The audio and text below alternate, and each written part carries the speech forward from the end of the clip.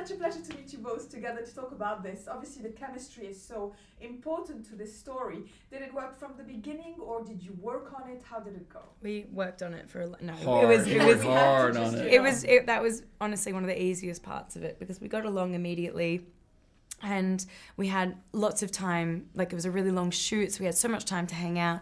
We had pre-production to kind of like really talk about our characters' relationship and our history and backstory. So it was a really good situation.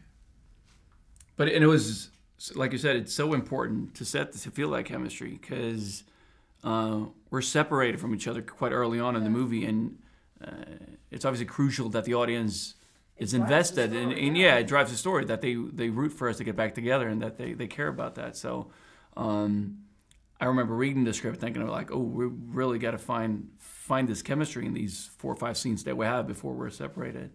But then as soon as David, our director, told us that Margot was interested in playing Jane and we met up, it was, I wasn't worried anymore. This is nothing to worry about. No. It worked very well. I was watching it and thinking it's so refreshing to find those heroes that don't look like superheroes in the day and age of, you know, being surrounded by them. Do you enjoy that aspect? Do you think this is what makes the Tarzan character enduring? Yeah. Well, I like the fact that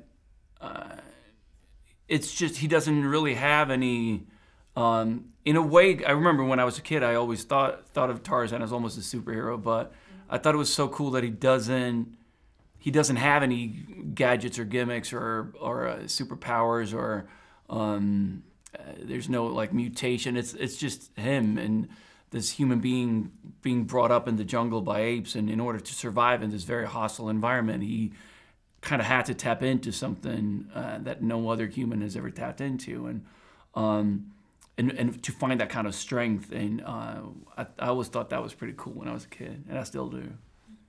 Who had the biggest challenge in terms of physical fitness? Because I think, you know, he does. But Jane, you know, has a, you know, run for her money as well. Yeah, I was fine. I wasn't on a diet for 9 months, so I was absolutely fine.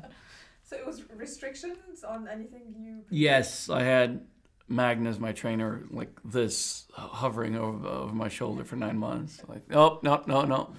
It was a very strict diet, yeah. And now you never want to see him again. Never want to see him again. Never spoken to Magnus again.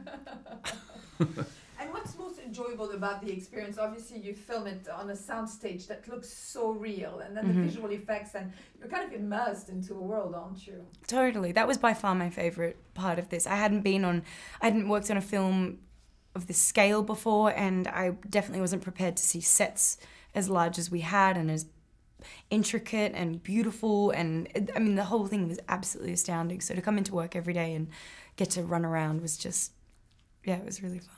And is it the kind of film that you look forward to seeing as a final product because so much is added? Of course, like with the animals being CGI and like Margot said, we had massive sets, but we also had green screen deep in the background, and then they went down to Gabon in Africa for 6 weeks when we wrapped the movie to shoot plate shots to give it even more depth. So I couldn't wait to see the final movie, to see that kind of merge those two worlds, and where you get the scope of the savannah and again, scenes where it's just like Sam and I jogging across a patch of grass in Watford, and suddenly like we're surrounded by wildebeest and ostriches, and it was just incredible to see it. Yeah, the magic of movie making. Yeah. Is alive, doesn't it? Doesn't it, yeah.